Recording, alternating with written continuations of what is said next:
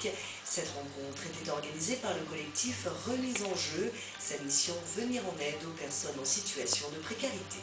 Ces joueurs ont en commun la passion du football et des conditions de vie précaires. Souvent sans logement stable, ils bénéficient du soutien du Secours catholique, d'Emmaüs ou d'autres associations caritatives, toutes regroupées dans le collectif Remise en Jeu. Remise en Jeu a constitué une équipe de France qui a participé cette année à la Coupe du Monde des Sans-Abri à Milan. Le collectif parie sur l'insertion par le sport. C'est une honneur, c'est une fierté. On est sur le stade, tu te trouves devant des milliers de gens qui te regardent et tu es en train de chanter la Marseillaise, donc voilà, c'est quelque chose. But de l'équipe de France face aux élèves de Polytechnique invités à participer au tournoi, tout un symbole. Sous le maillot, les différences disparaissent. On cherche surtout à ce qu'il ne soit plus question, là, pendant qu'ils jouent, de misère, de difficultés, mais que les gens soient ensemble, que tout le monde ait un maillot, en effet, et qu'on ne distingue plus les personnes en difficulté avec ceux qui ont une vie normale, parfois même voilà, avec des bonnes conditions de vie. Beaucoup de joueurs sont étrangers, comme Moussa, guinéen, demandeur d'asile. Pour lui, à chaque match, à chaque entraînement, la rencontre n'est pas seulement sportive. Oui, ça demande de l'intégration, quoi.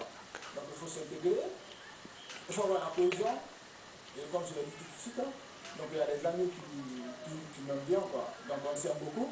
Football, lutte contre la précarité et intégration, on devrait beaucoup en parler en 2011. La France organisera la Coupe du Monde des personnes sans abri sur le Champ de Mars à Paris. Refermons ce journal devant ce très beau spectacle. Il était organisé sur la plage des Saintes-Maries-de-la-Mer dans le cadre d'un festival taurin. Ici, pas de duel mortel, mais un combat mené comme une danse entre des taureaux et de grands toreros, dont Juan Batista et El Rui. C'est très agréable, c'est une belle idée de rapprocher les passionnés de taureaux, de chevaux, de nature, et notamment ceux qui aiment la mer. Tout cela fait que c'est une très belle journée. Une très belle journée qui a attiré plus de 3000 personnes, les pieds dans le sable, et surtout gratuitement.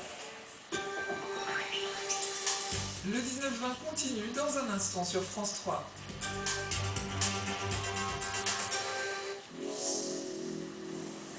Du vent, un peu, beaucoup, ou trop. Regardez la météo sur France 3 avec Monsieur Bricolage.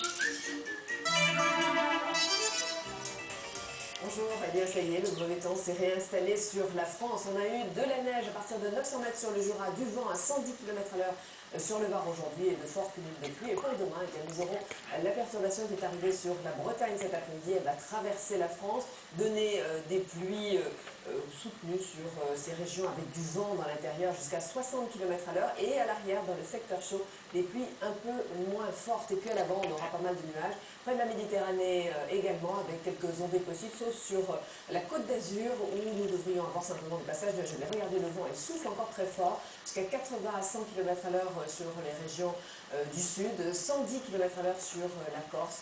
Bref, ce mauvais temps continue et ce sera le cas encore dans l'après-midi avec la perturbation qui continue à traverser, que l'on va retrouver sur toutes ces régions avec des pluies continues, un peu de neige, mais un peu moins qu'aujourd'hui tout de même. Et puis à l'arrière, on devrait retrouver quand même quelques éclaircies et des pluies un peu moins fortes sur la façade ouest du pays, mais toujours avec du vent soutenu. 80 sur les côtes, 60 dans l'intérieur et toujours 100 à 110 km/h sur les régions du sud, avec tout de même quelques éclaircies près de la Méditerranée. Alors pour les températures, demain matin, ça baisse un peu sur l'est avec des températures qui sont fraîches à nouveau en dessous de 5 degrés. En revanche, ça remonte un petit peu sur l'ouest avec la présence des nuages et nous aurons donc des températures supérieures à 10 degrés. Pour l'après-midi, c'est à peu près la même situation avec des températures un peu plus fraîches sur la façade est. Donc là, on repasse en dessous des normales saisonnières et des températures un petit peu plus douces sur l'ouest et sur le sud. Alors, pour la suite, malheureusement, ça ne s'arrange pas. C'est une semaine très agitée avec un temps de traîne, c'est-à-dire des averses, notamment orageuses, retour de la neige également sur les massifs, du vent partout, des températures qui baissent. Et pour jeudi, petit accalmie avec le retour des éclaircies par l'ouest du pays, toujours du vent. On retrouvera encore quelques ondées sur les régions de l'Est et près de la Méditerranée, du vent qui faiblit un petit peu et des températures qui restent fraîches. Demain, Catherine et Hubert, bonsoir à tous.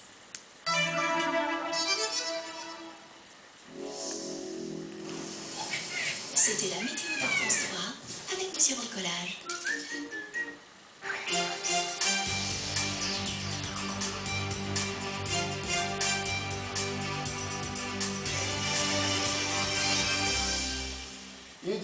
22, je vous retrouve dans 6 minutes exactement pour la partie nationale et internationale de ce 19-20. Nous parlerons essentiellement du plan cancer numéro 2.